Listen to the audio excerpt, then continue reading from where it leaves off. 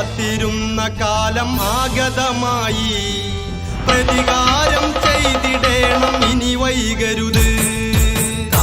കാത്തിരുന്ന കാലം ആഗതമായി.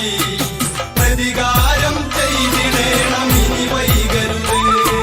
ശിവനിൽ നിന്ന് വരം ലഭിച്ച് ദശമുഖപുത്രൻ ഉടൻ തിരിച്ച് ദശമുഖൻ ഉടൻ സഭ വിളിച്ച് സഭയിൽ ദശമുഖനുരച്ച് കാത്തിരുന്ന കാലം ആഗതമായി. പ്രതികാരം ചെയ്തിടേണം ഇനി വൈകരുത്. കാത്തിരുന്ന കാലം ആഗതമായി. പ്രതികാരം ചെയ്തിടേണം ഇനി വൈകരുത്.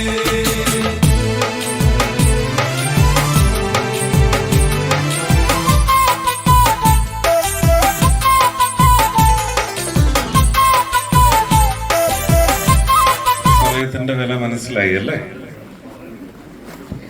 1 മണിക്കൂർ വൈകിയാ പോകുന്നത്.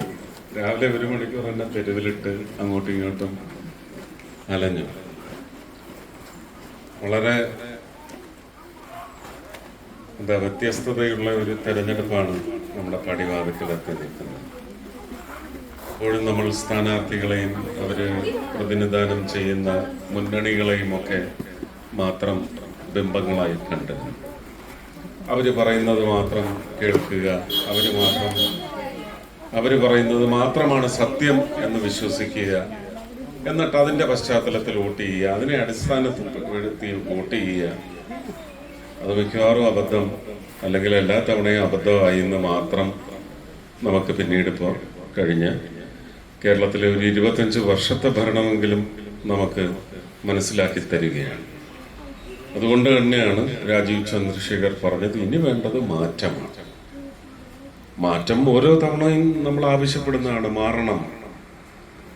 പക്ഷെ അദ്ദേഹം ഉദ്ദേശിച്ചത് ആ മാറ്റമാണ്. ജനങ്ങളുടെ മനസ്സിൽ തെരഞ്ഞെടുപ്പിനെ സംബന്ധിച്ച് ഒരു സമീപനത്തിൽ മാറ്റമാണ്.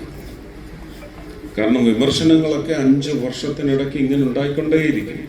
ഉള്ളതിനും ഇല്ലാത്തതിനുമായ, ഉള്ള കാരണത്തിനും ഇല്ലാത്ത കാരണത്തിനും ഒക്കെ പുലഭ്യം പറച്ചിലും കുറ്റവും കുറച്ചിലും പറയുക, ഇതെല്ലാം ഉണ്ടായിക്കൊണ്ടേയിരിക്കും. പക്ഷെ നിങ്ങൾക്ക് ദൈനംദിന ജീവിത അനുഭവത്തിൽ നിന്ന് നിങ്ങൾക്ക് തന്നെ നടപ്പ് ഭരണത്തെ വിലയിരുത്താനുള്ള ഒരു ശേഷിയുണ്ട്. ആ ശേഷിയുള്ള ഒരു ജനതയുടെ വോട്ടാണ് നിങ്ങൾക്ക് അർഹിക്കുന്ന, നിങ്ങൾ ആഗ്രഹിക്കുന്ന, നിങ്ങൾ പ്രാർത്ഥിക്കുന്ന, നിങ്ങൾ കാക്ഷിക്കുന്ന ഭരണം കൊണ്ടുവരുന്നത്.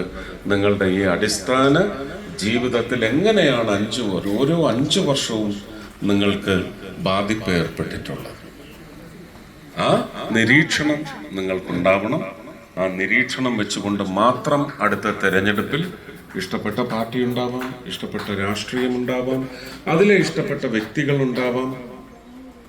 ഇതൊന്നും തച്ചുടച്ച് കളയണ്ട. പക്ഷെ ജീവിതം നമ്മുടേതാണ്, ഓരോ പൗരന്റെയുമാണ്. അങ്ങനെയുള്ള പൗര സമൂഹത്തിന് അത് ഓരോ മണ്ഡലത്തിലേക്കും എത്തുമ്പോൾ, ഓരോ പഞ്ചായത്ത് വാർഡിലെത്തുമ്പോഴും ഒക്കെ ഇത് കണക്ക് കൂട്ടേണ്ടതായിരുന്നു. ഒരു നിയമസഭാ മണ്ഡലത്തിൽ കുറ്റവും കുറച്ചിലും ഏറ്റക്കുറച്ചിലും ഒന്നുമല്ല. നമുക്ക് ഭാരതത്തിന് അങ്ങനെ വളർച്ചയിലേക്ക് ഒരു പാത വെട്ടിത്തുറന്ന് നായകനുണ്ടെങ്കിൽ, ജനനായകനുണ്ടെങ്കിൽ, അദ്ദേഹം ഭാരതത്തിന് വേണ്ടി മുഴുവൻ ചെയ്തു വെക്കുന്നതായ പദ്ധതികളുടെ വഴി, ചെയ്തു വെക്കുന്നതായ വികസനത്തിന്റെ ഒരു പാത ഒരുക്കിയിട്ടുണ്ടെങ്കിൽ ആ പാത നിങ്ങളുടെ ജീവിതത്തിലേക്ക് കേരളത്തിൽ വന്നു ചേർന്നു. ഇതിന് വിലയിരുത്താൻ വേണ്ടി ഉതകുന്ന പട്ടിണി പാവങ്ങളുടെ എല്ലാം സമൂഹത്തിലേക്ക് കുടിവെള്ളത്തിന് ജൽനിധി മിഷൻ, അതിലെന്താണ് കേരളം ഇത്രയും പിന്നോട്ട് പോയിരിക്കുന്നത്? കണക്ക് ചോദിക്കുമ്പോഴെല്ലാം പല കണക്കുകളും പറയുന്നു. പക്ഷെ ഈ പത്രധർമ്മത്തിനൊരു ധർമ്മമുണ്ടാവും. മറ്റ് 27 സംസ്ഥാനങ്ങളിൽ ഇതെങ്ങനെ? തമിഴ്നാട്ടിലെ സർക്കാരും കേന്ദ്രത്തിലെ BJP സർക്കാരിന് നഖശികാന്തം ജാതി പറഞ്ഞ്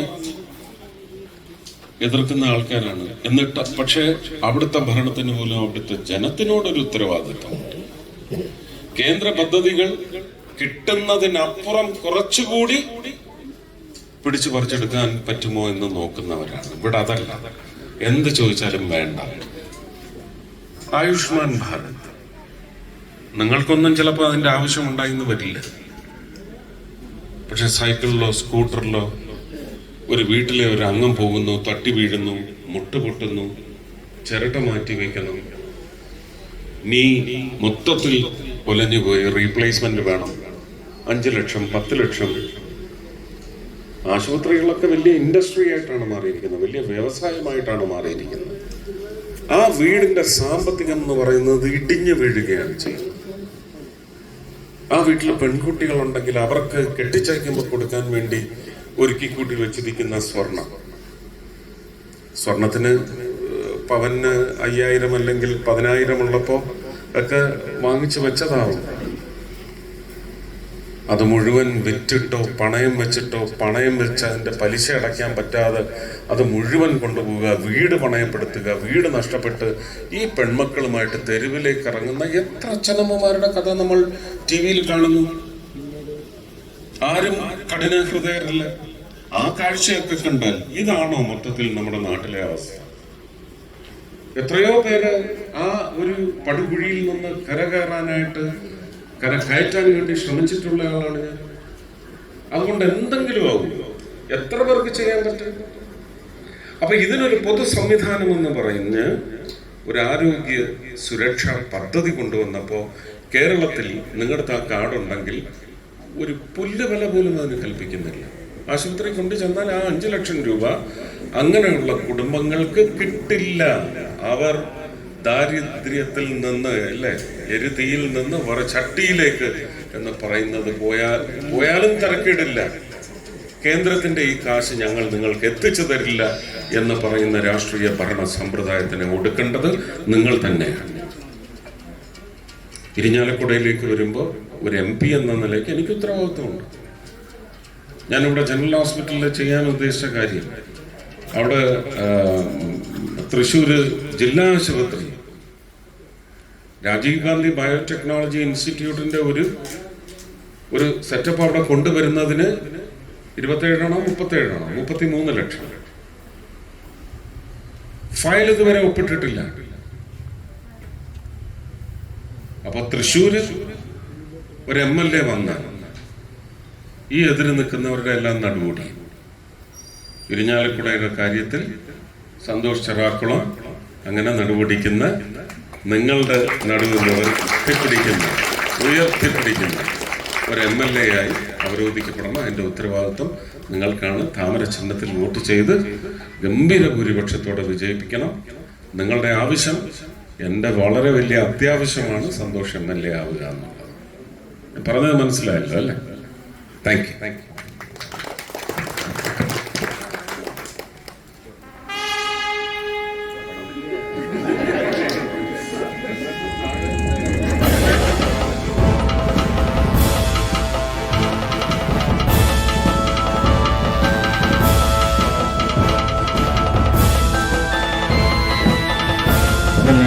മോദിയുടെ ഭരണപരിഷ്കാരം കേരളത്തിൽ കൊണ്ടുവരുന്നതിനായിട്ട് എല്ലാവരും അവരുടെ വോട്ട് രേഖപ്പെടുത്തുമെന്ന് അഭ്യർത്ഥിക്കുന്നു.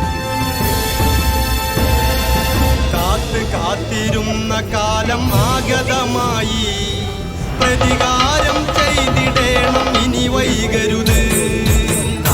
കാത്തിരുന്ന കാലം ആഗതമായി, പ്രതികാരം ചെയ്തിടേണം ഇനി വൈകരുത്. ശിവനിൽ നിന്ന് വരം ലഭിച്ച് ദശമുഖപുത്രൻ ഉടൻ തിരിച്ച്, ദശമുഖൻ ഉടൻ സഭ വിളിച്ച്, സഭയിൽ ദശമുഖനുരച്ച് കാത്തിരുന്ന